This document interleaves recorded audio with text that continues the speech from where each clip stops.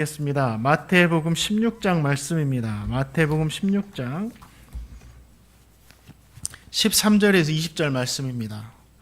마태복음 16장 13절에서 20절 말씀.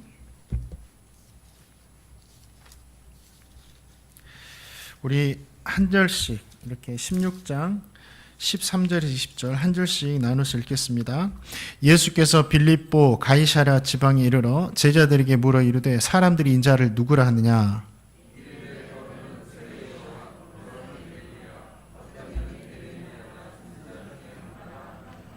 이르시되 너희는 나를 누구라 하느냐?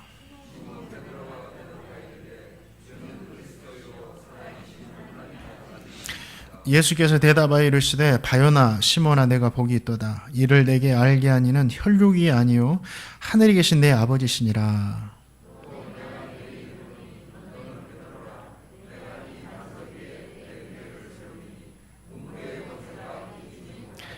내가 천국 열쇠를 내게 주리니 내가 땅에서 무엇이든지 매면 하늘에서도 매일 것이요 내가 땅에서 무엇이든지 풀면 하늘에서도 풀리리라 하시고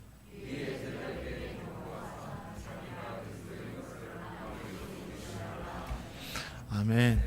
주님께서 빌립보 가이사라는 곳에서 제자들에게 두 가지 질문하십니다. 먼저 질문은 사람들이 나를 누구라 하더냐라고 물어보십니다. 그리고 곧바로 그러면 너희는 나를 누구라 하느냐 이 두 가지 질문을 하시죠. 이 두 가지 질문을 통해서 주님 자신이 어떤 분이신지를 제자들에게 정확하게 가르쳐 주시고자 하신 것입니다. 저와 성도님 모두가 오늘 말씀을 통해서 주님의 질문을 통해서 주님 주시는 그 귀한 신앙의 기원들, 신앙의 은혜를 마음 깊이 새기시는 귀한 시간 되시기를 축원드립니다. 마태복음 16장 13절 말씀 같이 한번 읽어보겠습니다. 시작.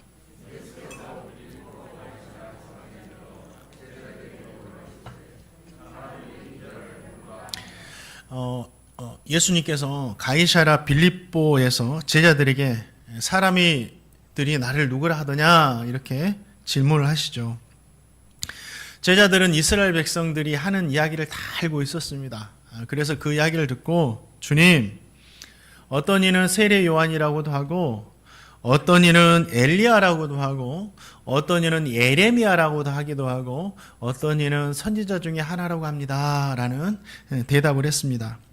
이스라엘 백성들이 이름을 말했던 이 선지자들은 그들이 생각하기에 이스라엘 역사상 정말 위대한 선지자들이었죠. 여기서 우리가 알 수 있는 것은 이스라엘 백성들이 지금 예수님을 선지자 중에 하나로 정말 뛰어난 선지자로 바라보고 있다는 것을 우리는 알 수 있습니다. 예수님 당시뿐만 아니라 지금도 예수님을 다 좋게 생각하죠. 어떤 사람들은 예수님을 위대한 인류의 스승이었다라고 말하기도 하고 어떤 사람들은 예수님은 역사적으로도 4대 성인 가운데 한 명이지라고 평가를 하기도 합니다. 성탄절을 또 즐겁게 보내는 사람들이라고 한다면 그날이 예수님 생일이라는 거 알잖아요. 예수님이 사랑이 많으신 분이지 이 정도는 누구나 알고 있습니다.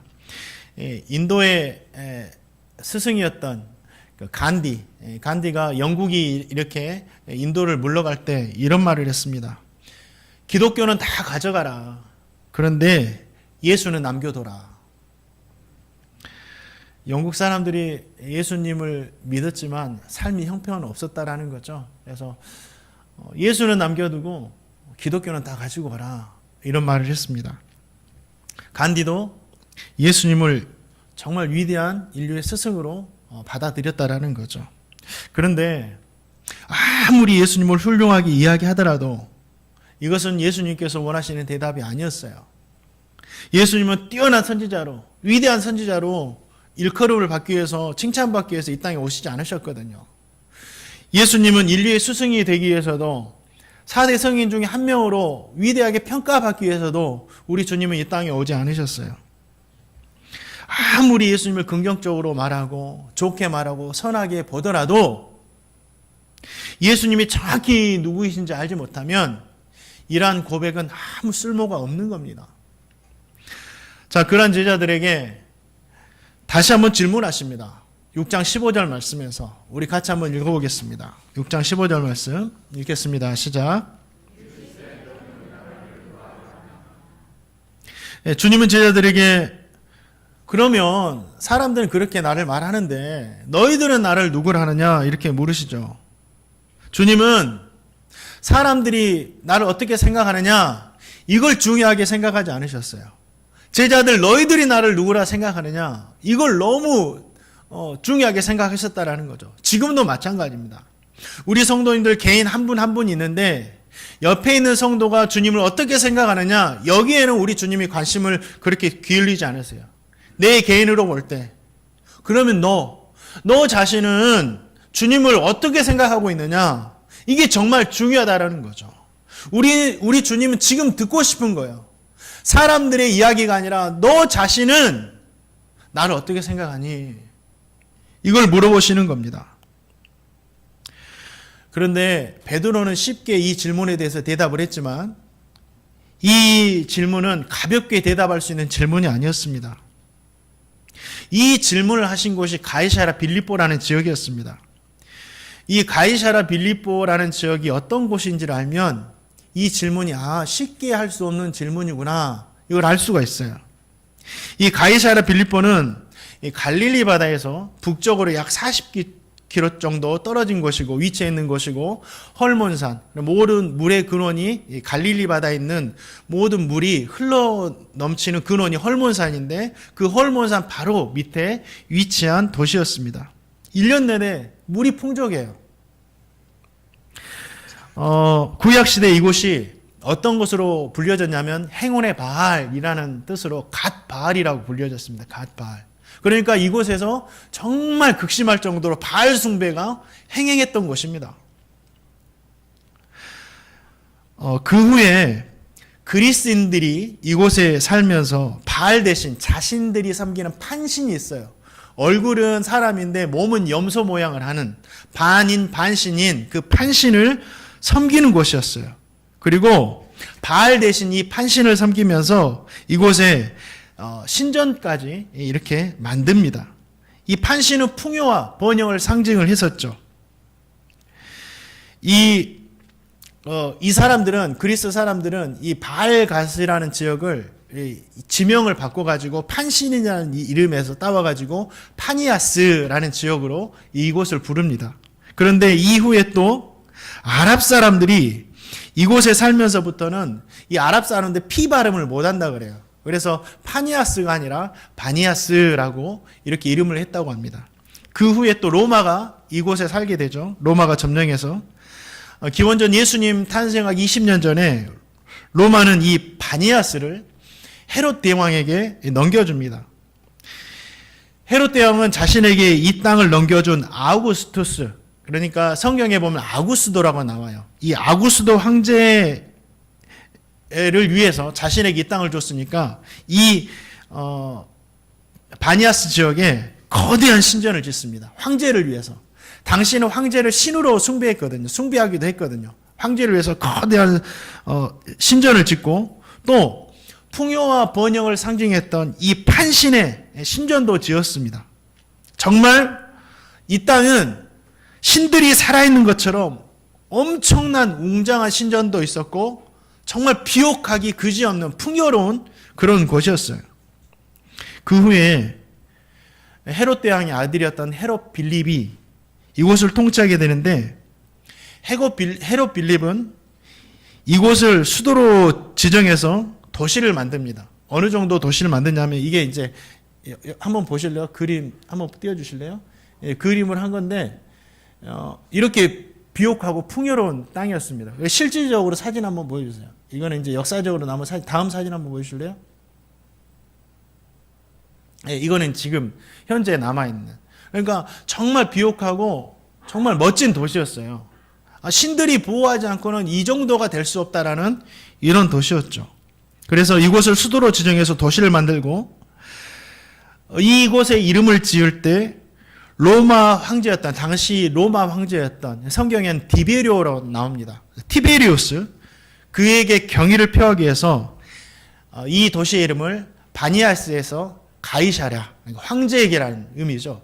가이사라는 도시의 이름을 정하고 자신의 이름을 더해서 가이사랴 빌립보가 됩니다. 제가 왜 역사적으로 이런 이야기들을 하냐면 이 가이사랴 빌립보는 우리가 살펴본 것처럼 계속해서 우상 숭배가 행해졌던 우상의 도시였어요. 바알신을 섬겼고 지금은 판신을 섬기고 있는 판신전이 있고 황제를 신고 있는 황제를 숭배하는 이 신전이 있는 곳이 이 지역이었어요. 그런 신들을 섬기는 가이사랴 빌립보 사람들은 물도 풍족하고 환경이 너무 좋아서 정말 풍요롭게 살아갑니다. 정말 신들이 자신들을 돌보고 있다는 것처럼 느꼈다라는 거죠. 반면에 생각해 보세요. 제자들은 주님을 따라다니는데 제자들의 모습이 어때요? 주님 따라다니는데 너무 초라해요. 멋지지 않습니다. 제자들의 모습이 너무 초라했어요. 그리고 제자들만 초라한 게 아니라 이 제자들을 데리고 다니시는 우리 주님의 모습은 정말 볼품이 없었어요. 매력이 하나도 없었어요. 따르고 싶지도 않았어요. 그걸 어떻게 할 수 있냐면 이사야 선지자가 예수님에 대해서 예언하기를 이런 말을 해요. 마른 땅에서 나온 뿌리 같다. 예수님의 모습이 마른 땅에서 나온 뿌리 같대요. 얼마나 볼품이 없습니까? 고운 모양도 없고 풍채도 없고 사람이 보기에 흠모할 것이 하나도 없는 모습이 바로 우리 주님의 모습이었어요. 그 주님이 제자들 이끌고 다니시는 거예요. 그러면서 그 모습으로 제자들에게 그 풍요로움 있는 신전들 앞에서 질문을 하는 겁니다. 너희는 나를 누구라 하느냐? 고민하지 않았을까요? 예수님의 질문에 그런데 베드로는 주저함 없이 이런 대답을 합니다. 16절 말씀 베드로의 대답입니다. 이런 환경들 앞에서 대답하는 것이 이 대답이었어요. 읽어보겠습니다. 시작.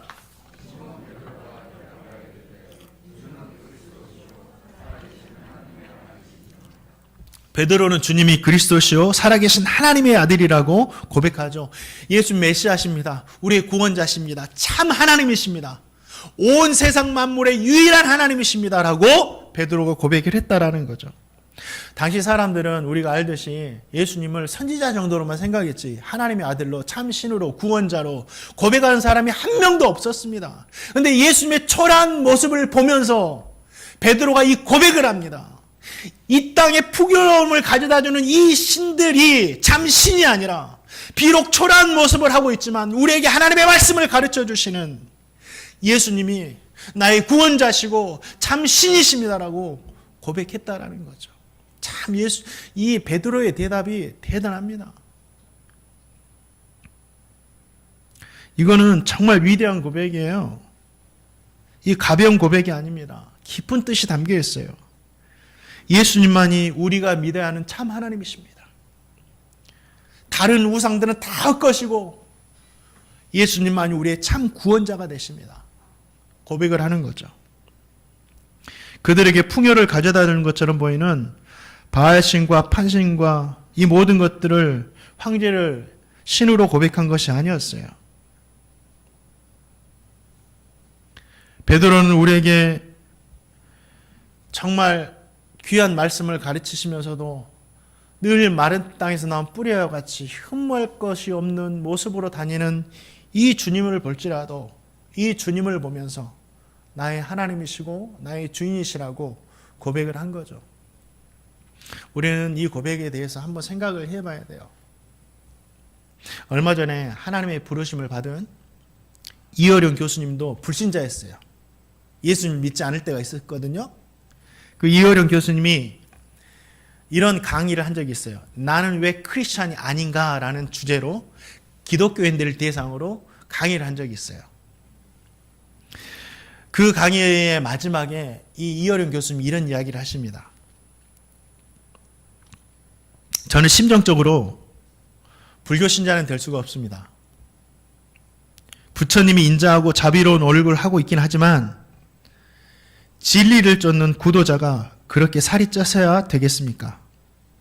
그래서 저는 진리를 위해 십자가에 매달린 깡 많은 예수를 심정적으로 택할 수밖에 없습니다. 부활하신 주님께서 마가 다락방 나타나셨을 때 그 현장에는 도마는 없었습니다.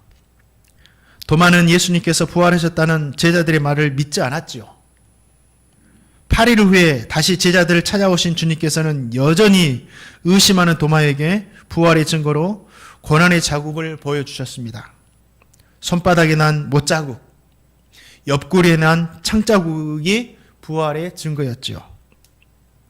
오늘날 고난의 자국을 보여주는 교회가 있으면 제게 소개해 주십시오.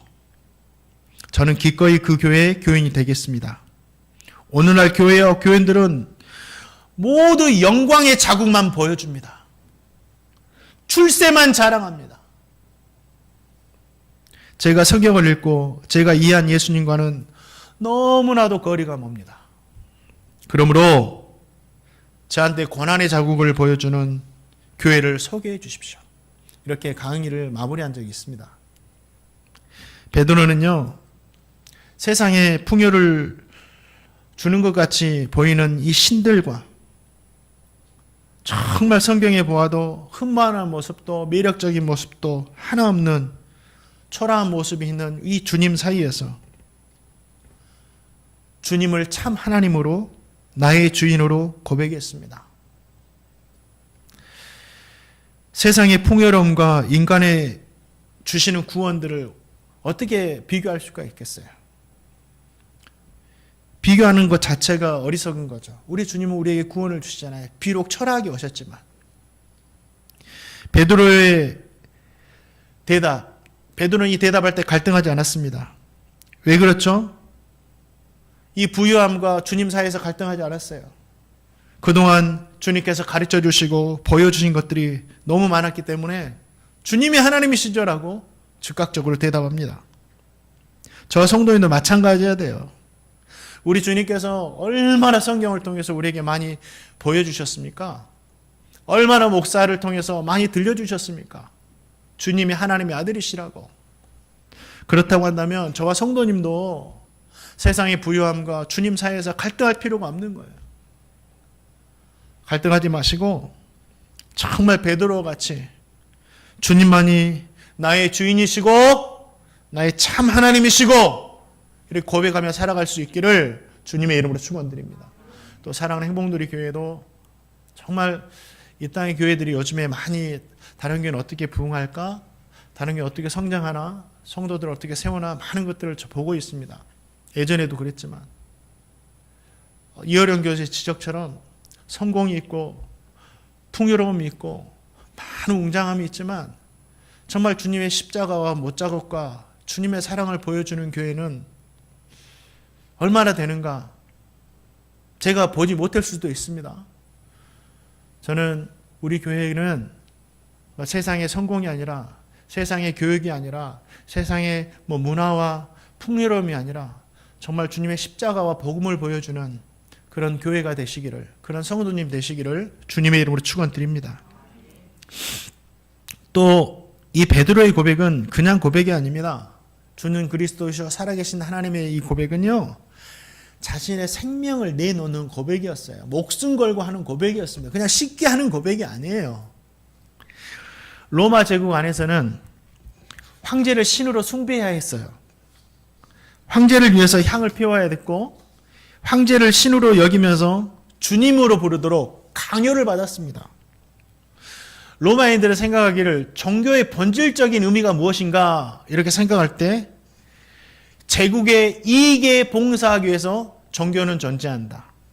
또 한 가지는 국가와 황제의 안녕을 기원하기 위해서, 이것을 기도하기 위해서 종교는 존재한다라고 정의를 합니다. 그렇기 때문에 황제 숭배를 거부한다라는 것은 제국에 대한 반역으로 간주를 했고 사형에 처해야 하는 중형이 되기도 했습니다.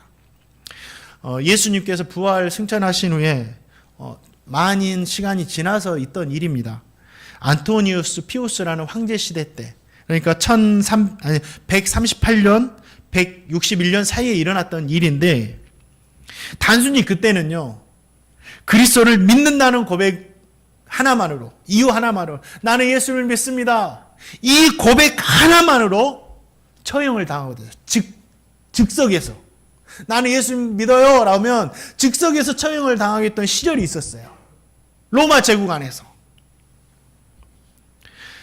서머나교회 감독이었던 이 폴리갑 잘 아시죠? 재판관이 그에게 야 그리스도를 욕하고 황제를 주라 고백해라 명령합니다. 그럼 살려주겠다고?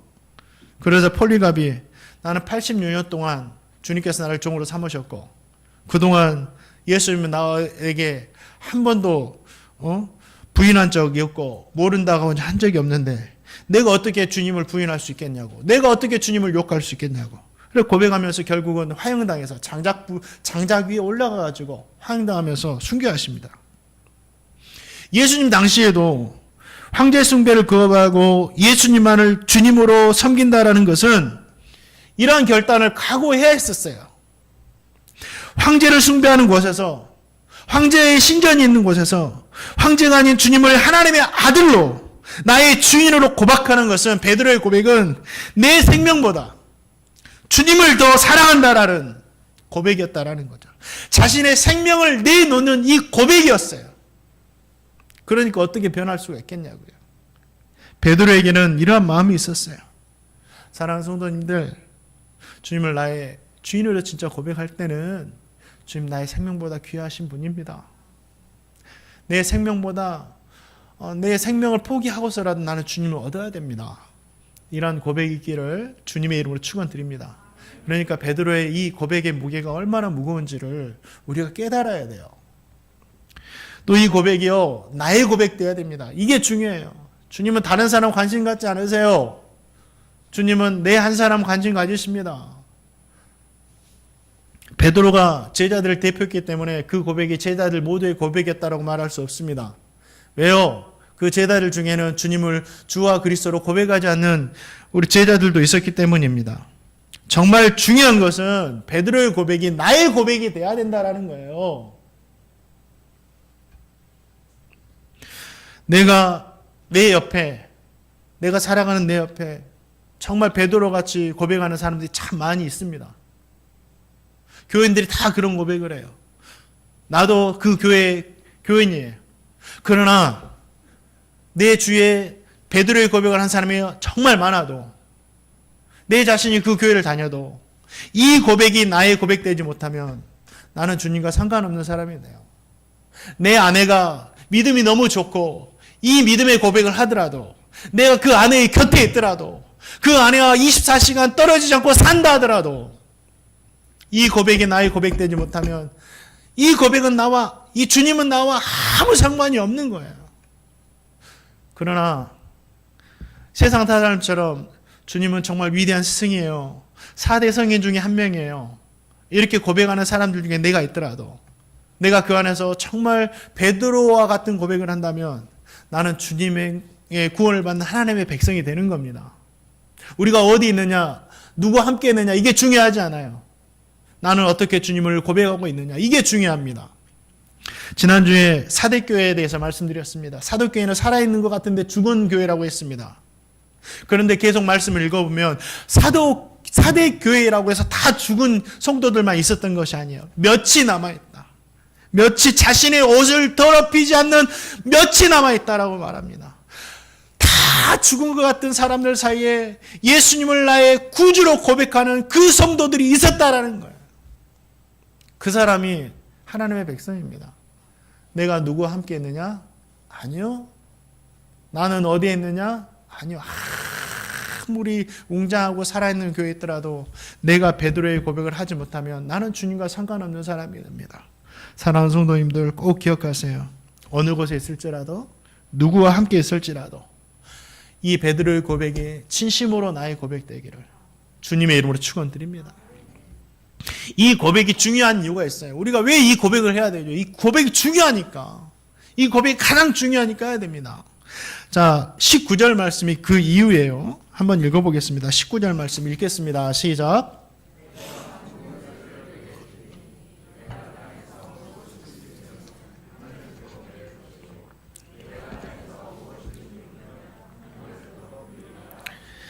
주는 그리스도시요 살아계신 하나님의 아들이십니다. 이 하늘 신앙 고백이 중요한 이유가 있습니다. 이 고백은 천국 문을 열고 들어갈 수 있는 유일한 천국의 열쇠가 되기 때문이에요.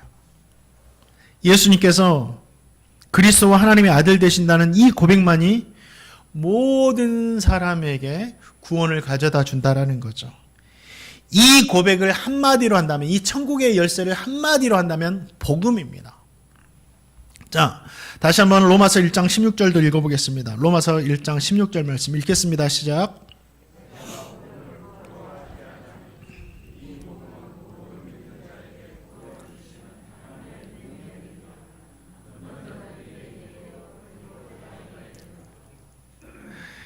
예수님을 그리스도와 하나님의 아들로 믿는 이 복음만이 천국 문을 열 수 있는 유일한 열쇠입니다. 다른 방법 없어요.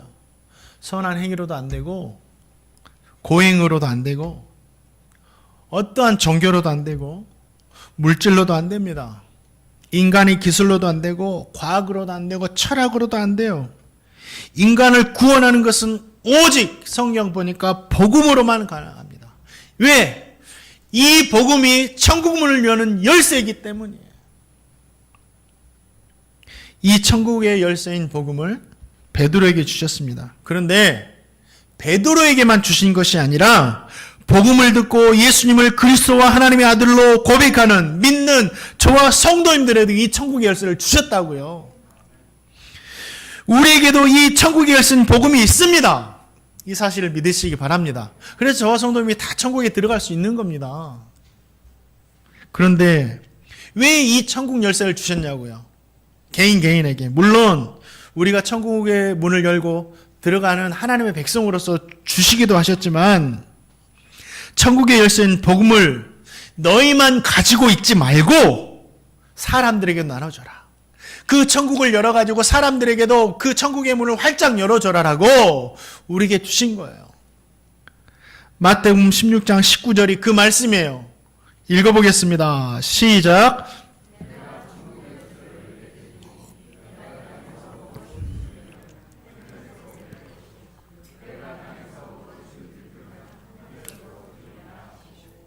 땅에서도 무엇이든지 매면 하늘에서도 매일 것이고, 땅에서 무엇이든지 풀면 하늘에서 풀리리라. 이 말씀이 복음 전해라는 말씀이에요. 이 복음의 중요성이 얼마나 중요한지를 우리에게 알려주는 말씀이에요. 땅에서 푸는 것은 복음을 가진 성도들이 열심히 땅에서 복음을 증거하는 걸 말합니다. 하늘에서 풀린다라는 건 뭐냐면, 이 땅의 성도들이 복음을 열심히 전할 때 천국의 문이 열려서 그 복음을 듣고 믿는 자들이 천국으로 들어올 수 있다라는 거예요. 이와 반대로 땅에서 맨다라는 건 뭐예요? 성도들이 복음을 증거하지 않는다라는 거예요. 하늘에서 맨다라는 건 뭐예요? 성도들이 복음을 증거하지 않으니까 천국 문이 닫혀가지고 아무도 천국에 들어올 수 없게 된다라는 겁니다. 이 귀한 일을 하나님께서 베드로에게 주셨고, 복음을 듣고 성도가 된 저와 성도님에게 주셨습니다. 이게 사명이에요. 이 사명은 저와 성도님이 성도가 된 순간부터 주어진 것이에요. 우리가 인식하지 못하더라도, 우리가 생각하지 못할지라도 이 사명은 모든 믿는 자들에게 주어졌다라는 거예요.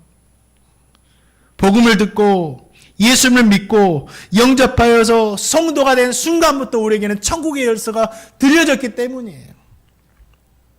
우리는 이 땅의 모든 사람들에게 복음을 통해서 천국의 문을 열어줘야 할 책임이 있습니다. 믿지 않는 자들에게 천국의 문을 활짝 열어줘야 돼요. 이 천국의 문을 열어주는 게 얼마나 중요한지 제가 들려드릴게요. 예수님과 함께 십자가에 달린 강도가 있습니다. 그가 왜 십자가에 달렸는지 그의 죄에 대해서는 성경이 기록되어 있지 않아요.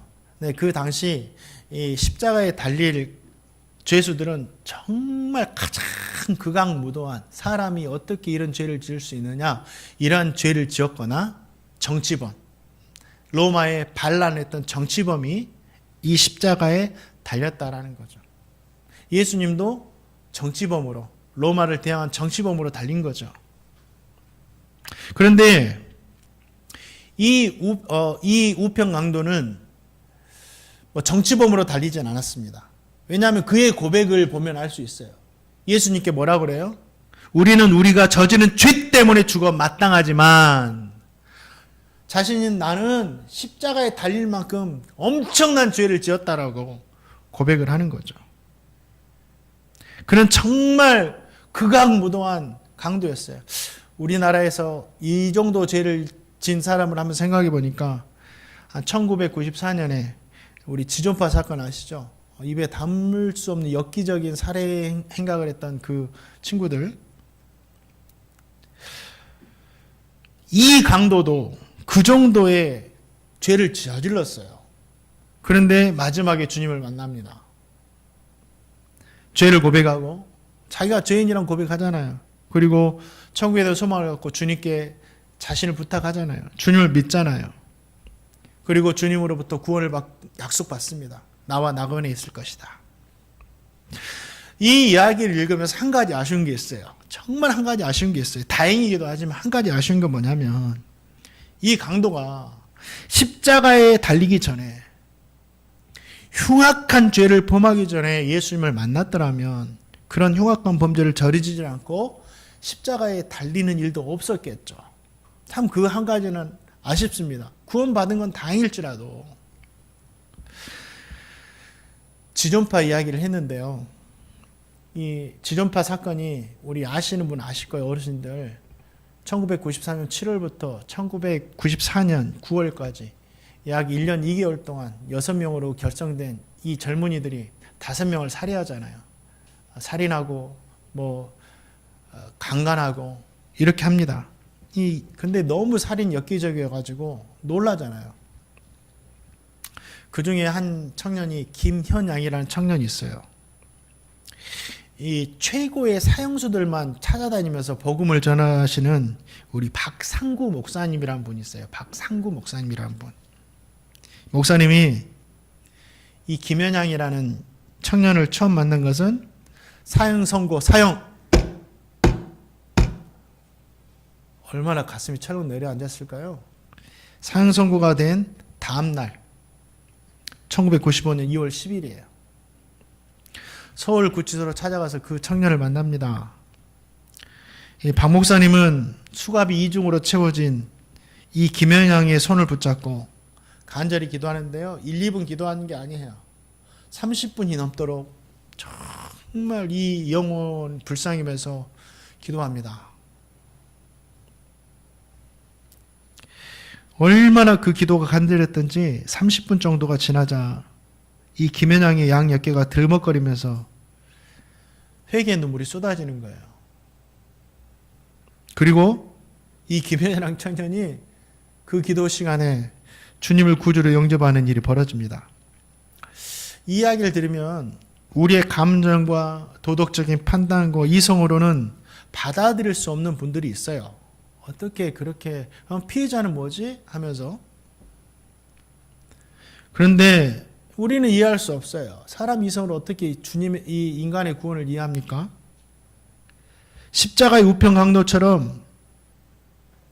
그런데 그에게 천국 문이 열린 것은 확실해요. 그리고 더해서 천국의 열쇠도 주어진 게 확실해요. 인간의 생각으로는 이해할 수 없죠. 마땅히 지옥에 가야 되는데 어떻게 이런 사람이 구원을 얻었다고 말할 수 있느냐. 얼마 후 김현양이라는 청년이 박 목사님에게 편지를 한 통 합니다. 자신에게 어울리지 않는 편지를 해요. 목사님, 이제 저도 다시 태어난 기분으로 더욱 열심히 성경 말씀을 공부하고 주님의 사랑과 복음을 전하는 하나님의 충실한 종이 되도록 노력하겠습니다. 우리 성도님 들을 때 어떤 그런 사람이 이런 고백을 할 수 있나 할 수도 있어요.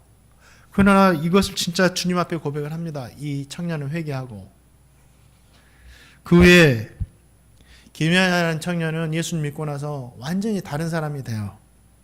그리고 재수자들에게 살아있는 동안 복음을 전합니다.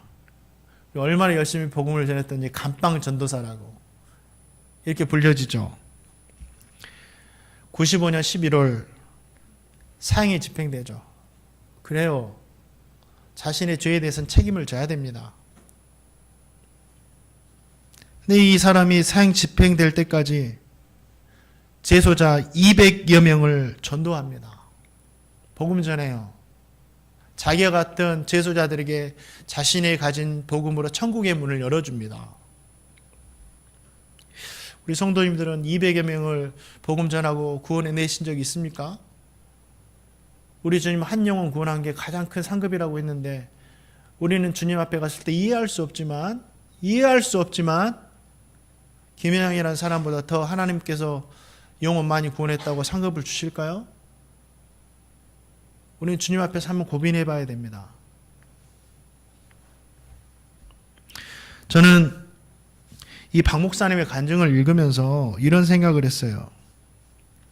천국의 열쇠를 가지고 있는 우리가 그 일이 일어나기 전에 김영양이라는 이 청년에게 복음을 전하고 그가 예수님을 믿었더라면 이 같은 비극은 일어나지 않았을 것이다 라는 생각을 해봅니다. 어쩌면 천국의 열쇠를 가지고 있는 저와 성도님이 책임을 다하지 못했기 때문에 이런 일이 일어날 수도 있었다라는 거죠. 사랑하는 성도님들, 저와 성도님에게 천국의 열쇠, 이 복음이 주어졌습니다. 열심히 복음을 전함으로 천국의 문이 활짝 열리게 하는 그런 성도로 살아가시기를 축원드립니다.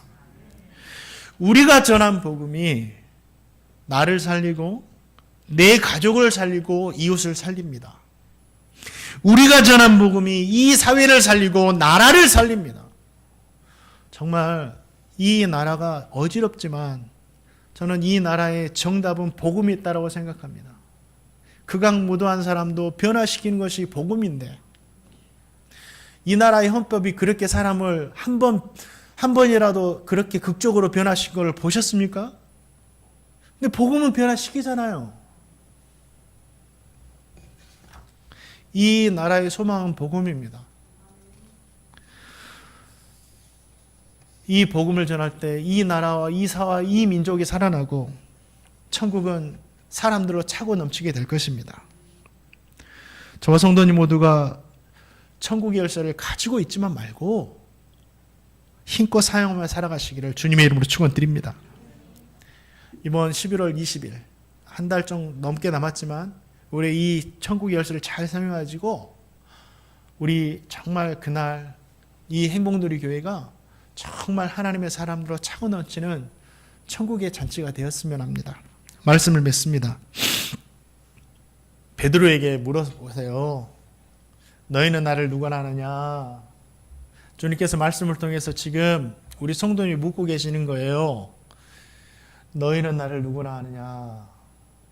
가볍게 할 수 있는 대답이 아니죠. 우리가 들었어요. 어떤 마음으로 이 대답을 해야 되는지. 이 마음으로 우리 시간 16절 말씀을 읽으면서 말씀을 마치겠습니다. 우리 16절 말씀 베드로의 마음으로 함께 읽겠습니다. 시작.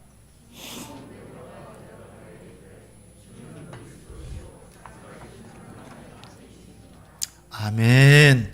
우리 시간에 함께 찬양 드리겠습니다.